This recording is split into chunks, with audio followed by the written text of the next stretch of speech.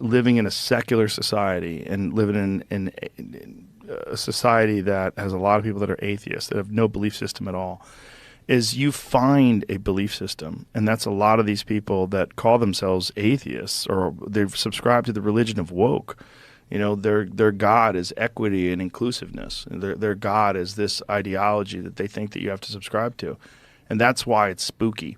So Rogan states that without religion, people will be led to something that's far scarier and far more dangerous, and the world will only get worse. But Joe wants a better world for all of us to live in, and as someone who used to be completely anti-religious not too long ago, the whole thing's so stupid. Just stop and think how f***ing stupid that is. You understand, mother, because the New Testament is utter horse. Joe now sees the problem with his old beliefs and why they lead to a worse world and not a better one. And this is why he seems to conclude that as time rolls on, people are going to understand the need to have some sort of divine structure to things, some sort of belief in the sanctity of love and of truth.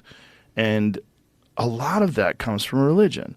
A lot of people's moral compass and the guidelines that they've used to follow to live a just and righteous life has come from religion. And this seems to bring Joe fear because...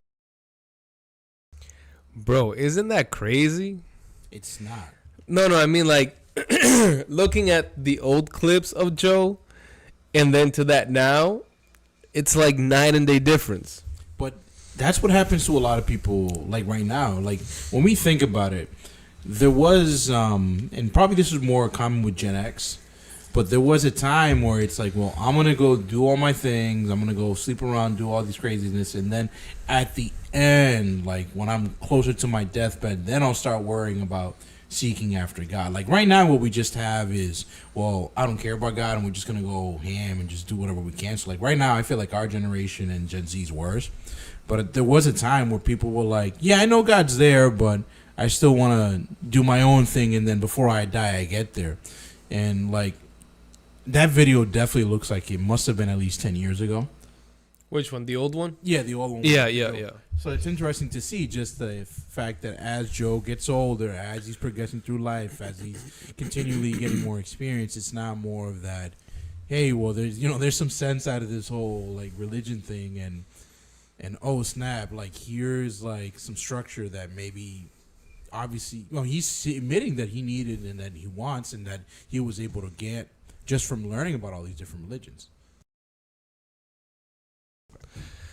Yeah, I mean, to be honest, I don't know if it's necessarily just his age. I think part of it is the people that he has spoken to, but I think most of it, dude, is just him seeing how crazy we've gotten as a society, how warped and messed up our beliefs have become, where we believe that a man could be a woman, that a woman could be a man, that there's no difference, that there's no right, that there's no wrong.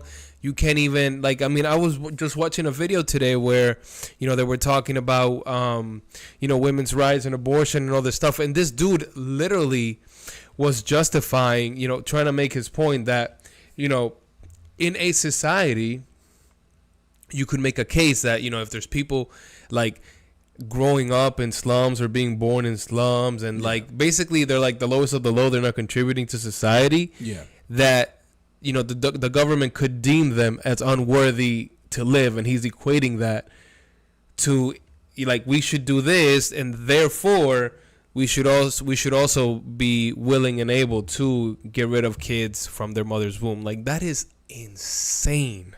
Well, I mean, it's like these are kids like going to college and everything, where you're supposed to have like higher education and all this nonsense. Like it is bonkers, man, bonkers. Well, that's the fear though. When we say that truth can be relative, it just depends. Like when you go with the herd mentality, or if you give it just solely to one person, somebody's going to be equated out. And that's the thing that like we really like to get into when it comes to about God. It's the fact that everybody has a purpose, everybody has a value. Like a lot of the things that we're seeing that's being pushed within, different companies or in school and stuff like that, Christianity actually gives. Christianity shows us that, for example, you have a purpose, that you are worth something, that you are actually valuable.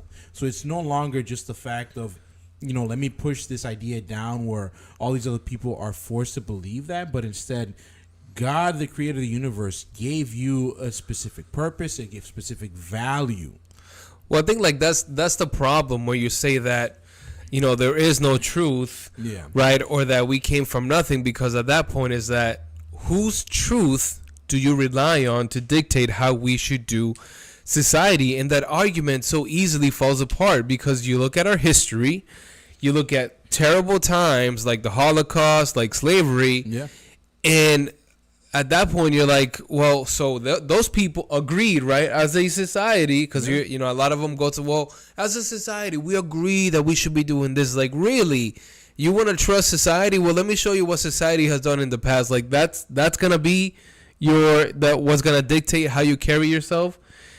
It's like, it's nonsense. Like, you think just a little bit, and you're going to realize that to be honest, if you question enough, few levels beyond the statement that most people give you today, you're going to see that what they believe is built on a house of cards. It's like clips that they've seen online, and they haven't really thought through what the logical conclusion of their belief system leads to.